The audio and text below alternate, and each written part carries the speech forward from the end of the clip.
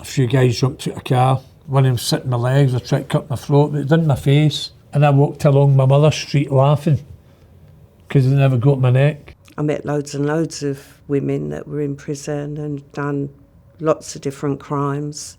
But I never ever met another girl that did armed robberies. All the windows started coming through, bam, bam, all the guns were out. I'm seeing old Bill standing everywhere. I actually thought he was going to walk off. And he just walked up to me and he just went, bang, bang, straight in the head.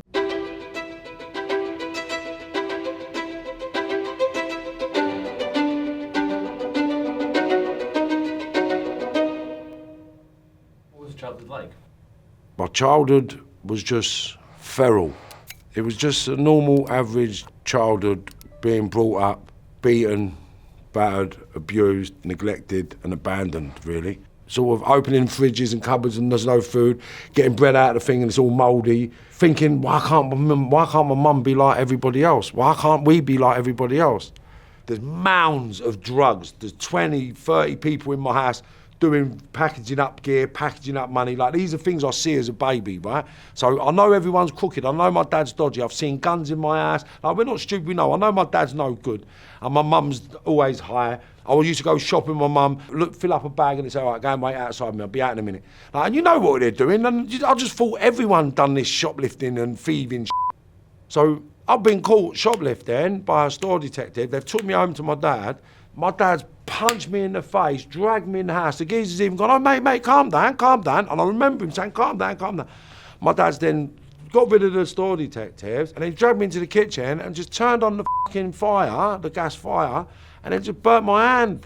Like, and I'm thinking, I love you, you love me, why are you burning my hand? Like, what are you doing? Like, why, Dad, please. In my head, I'm screaming. Physically, I'm screaming, please, Dad, please. And it's burning, I can smell it, you can see it. And I'm thinking, wow. And then he beat me with a belt, and then he took me back into the kitchen and made me heat 2 massive spoons of Icona hot pepper sauce and told me if I ever fever again, I'll be getting twice as much. And I went in my bedroom that night and I cried and I sobbed and I thought, why would my dad do that to me? Like, why would my dad do that to me? Like, why would you do that to me? You cunt. Yeah. Right, f***ing show you, I'll show you. And that was it. From that point, I had no respect for anybody after that point. Like, that was 8 years of age. I just grew up with a real deep hatred towards anything and everybody. My mum was good. My stepdad weren't so good. My real dad, he was terrible. He slit his throat when I was 1. I became very angry, very dysfunctional as a child. And I've come out of care absolutely clueless. I don't know how to read, I don't know how to write, I don't know how to pay bills, I don't know how to drive properly. I can drive because I've known how to steal cars. But the only thing I could put my hands to was crime. I went from being a small-time criminal to progressing. So you could just imagine this, you start off small and you progress basically bit by bit, going through the criminal world, going bigger. Well, my childhood was, I came to a working class family and I got bossed out at 16, stealing cars, shoplifting. It was just a life of crime for me. And I started robbing post office people and security guards. We used to just steal cars and when the jeweller shops were opened, just draw right outside them and sledgehammer them and take the money. And as the years went on, the offending just get more serious. I grew up in the East End of London. I had a very happy childhood. We were not very rich, as was most of the people in the East End. And it wasn't until I met my then-to-be first husband that I actually ever got involved in crime. Him and his friends, they used to rob banks, security vans, post offices. He would sit and plot his jobs with his friends and he'd say to me, I'm going to work on Friday, which meant he would be doing an armed robbery. It sounds strange and I don't know. I've always said that when I was told that he was shot, something happened to my brain. I decided I would become a bank robber and I would take over from what he did, and I became the boss of the gang. When did you start then dabbling in criminal activity? My dad would have my house, my mum's house, and in the front room there would be a mound of weed. And they'd put them in little packs, and then packs would go into black bags, and then basically I used to nick them all. So my dad's come back to my mum's, he knows it, I know it's you. And he's beating my mum. And I was like, and there was a bayonet, a big bayonet in my room. So I picked the bayonet, I said, I've got a bayonet. So I run down the stairs, I run through the kitchen door and put the blade right up to his neck. I says, touch her again, I'll kill you, you c***. And then my mum's like, son. I said, no, he can't come back here. And then he's gone, never said a word and went. That's me becoming a man. Can you just list off some of the things you were doing? What were the kind of activities you were involved in? I've been under investigation, I think, for 24 murders, 7 or 8 shootings, and maybe 30, 40 armed robberies. I got arrested for lots, I got punished for lots, and I got away with lots. How can we rob a bank in broad daylight without any weapons, without anyone questioning us? So we thought, well, burkas is the best way because you're completely covered from head to toe. You can't see your face. You can wear gloves and you can blend into any situation, like you're in London streets, and it only takes a second to pull that disguise off and you're back in civilian clothes. So we've gone to Regent's Park Mosque, and I've gone into the clothing section, and there was a load of Muslim women in there as well as everybody else. And I'm trying on these dresses. Me and Nick are trying them on, and I'm looking at Nick. Nick's looking at me. He's like, "Yeah, you look good." I'm like, "Yeah, you look good." And then from there, we decided, right, let's go, let's do this. So then we've gone to Kilburn High Road, and that's when we've robbed the bank. Literally about an hour later, and it was just by luck for us that day. There was a couple of Muslim people actually in the bank, genuine Muslim ladies, and they were fully dressed in burqas as well. So we've sort of blended into this little crowd of people, yeah? So we're in the bank and we're moving forward with the queue. And the next thing, the security guard that's carrying the money to and from the bank is right beside me now. And right beside the chute is where he puts the money in. As he's done that, I've grabbed him and I've flung him across the bank. I had the mentality that I was untouchable. I genuinely thought I was better than the police, and my lifestyle then became more erratic. My friend was on the run for shots, and he came up to see me while you were still on the run, and he presented me, he says, "Would you like to be in this robbery?" And he says, "You don't need to get into the bank, Ian. You can be the driver." So I just went, "I'm in." There was no alarms at the time on the floors of the main bank, and the vault was at the back. I think there was about 15, 16 staff. Where's the money? Where's the key? That blah blah blah blah. My friends, they get sick of everybody. They were passing the parcel and going, "Oh, he's at the key, she's at the keys." So the gun just got blasted into the ceiling, and a bit of plaster came down and turned the head. But the story since then, 30 odd years ago, the Scottish press, they keep saying a girl was shot in the head. But it's just as bad, to tell you the truth, because they were traumatised, and I told you I apologised to her anyway. No serious wound of that, but I could imagine that her mental state after that, know what I mean? So I done 10 years, 5 months, 5 weeks, 5 days and 5 seconds. You came out, all you did was party. Because it was April Fool's Day, I just says to myself, well, I'm not fooling about. I'm getting straight back into serious crime. How did it feel like to be a female gangster? Did male gangsters treat you differently? I think they did. They all respected me, and I actually gradually did become the boss, and everything was put by me. Should we do this? Shall we do that? I met loads and loads of women that were in prison and done lots of different crimes. But I never ever met another girl that did armed robberies. Is that true that you've met Cray brothers? I met Reg I used to speak to him every week for half an hour, and he used to send me flowers and little gifts, and he actually proposed to me twice. What did you tell him? I said no. I didn't think it was a very good idea for either of us. And he said, no, I guess not. But I think we would have got on well. Inevitably, in the end, you do get caught because the odds go against you as time goes on. And I was arrested, and I got 7 years from robbery, which was, I had the biggest sentence in Holloway Prison. What's the closest you've been to death?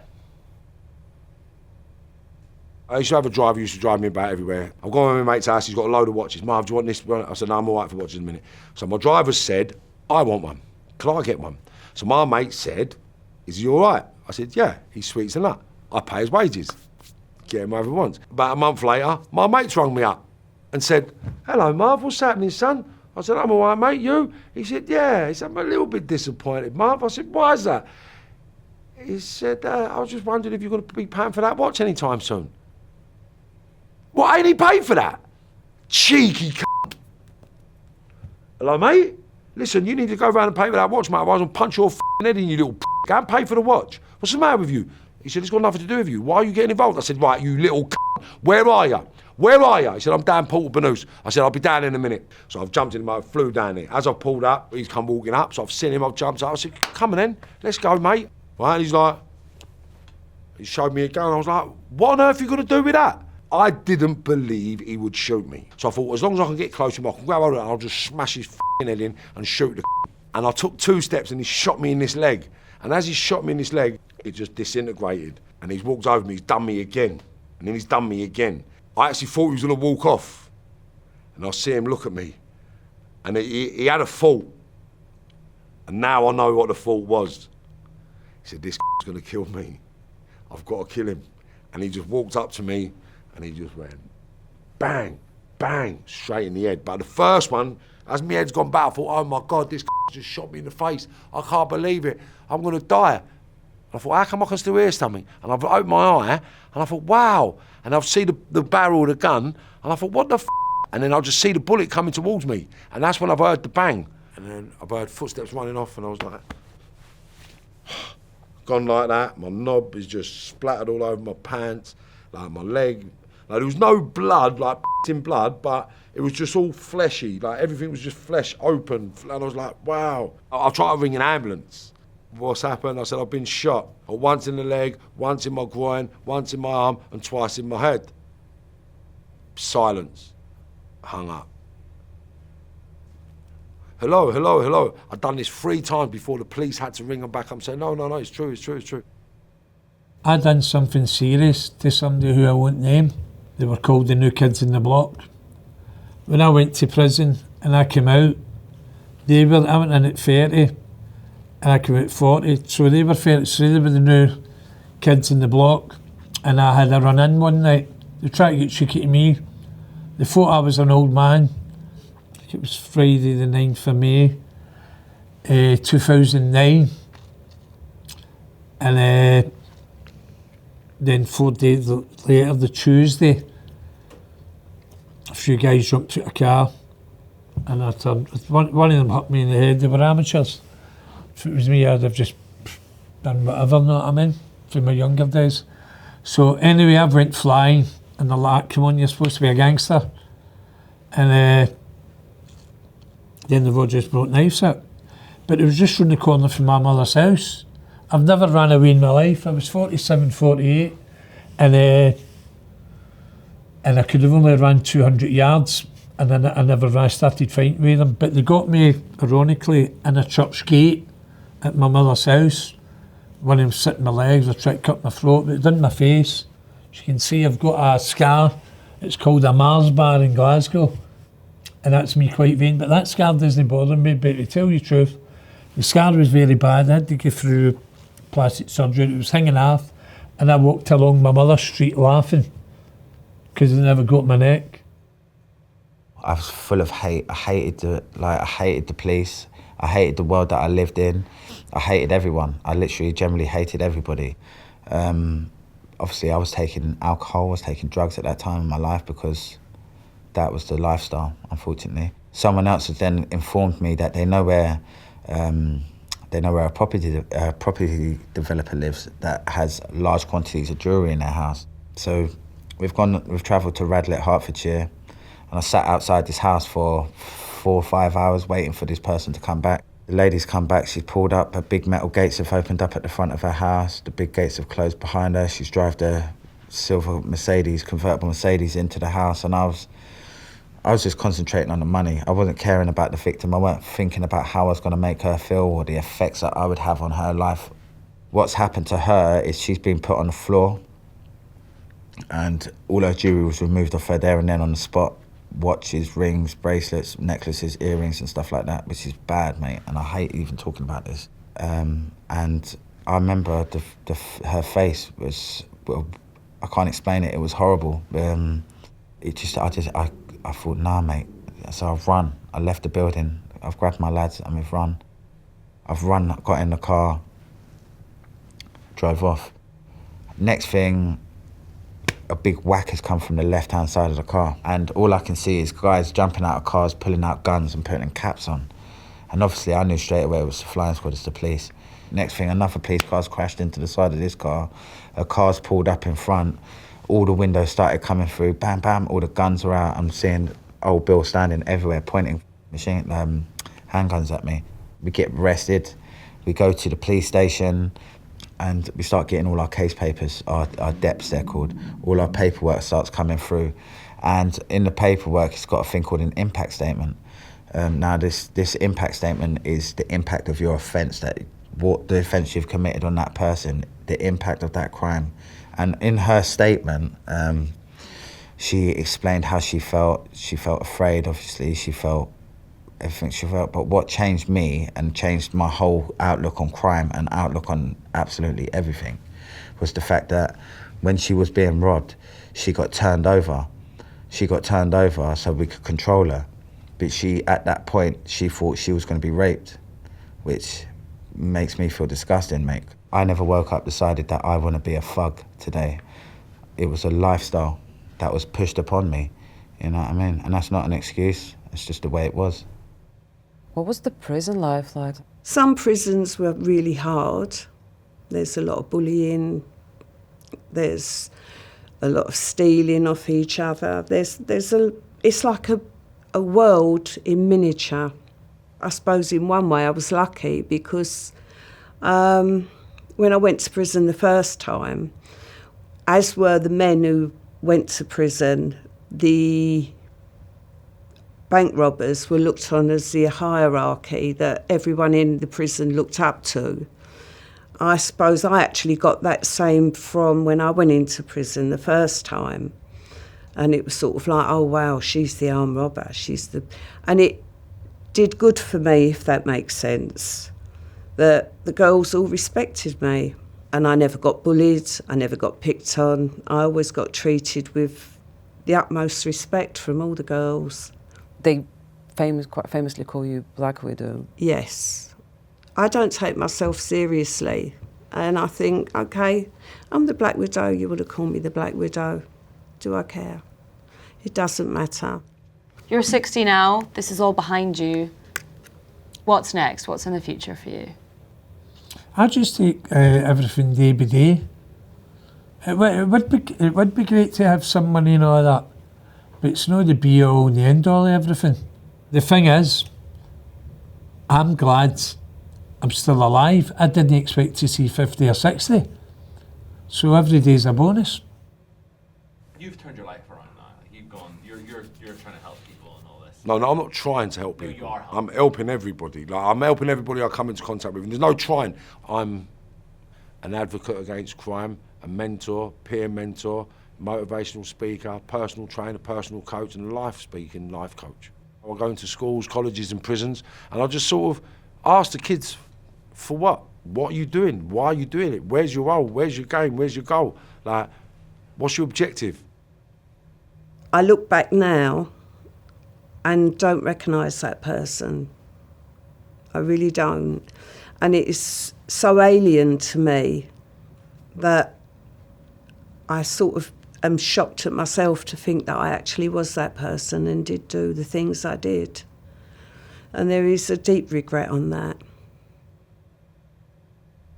Did you ever meet the woman who had the impact on you? No, I haven't, but every single podcast I go on, I say sorry. Like, I say sorry on these ones, I do them more because I hope to meet her one day.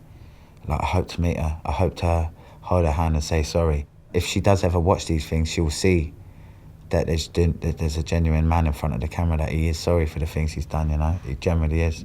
And he's trying to make the world better now. You're in a happy place. Mate, listen, I'm happy when I get mail, right? I'm happy that I'm registered at a house. I'm happy that I get mail. I'm happy that I pay taxes. I'm happy that I'm going to leave here, get in my car, and I'm going to drive, and I don't have to worry about blue lights. When I hear a siren, I don't even look anymore. Do you understand? Like, I'm free. I'm free. I'm free, and there is no better feeling on this planet than being free. That lad wasn't on that wing very long. He went to the gym one day. Someone found out what he'd done. I remember the lad. And he hit him with a dumbbell in the face. He went to hospital and I never saw him again.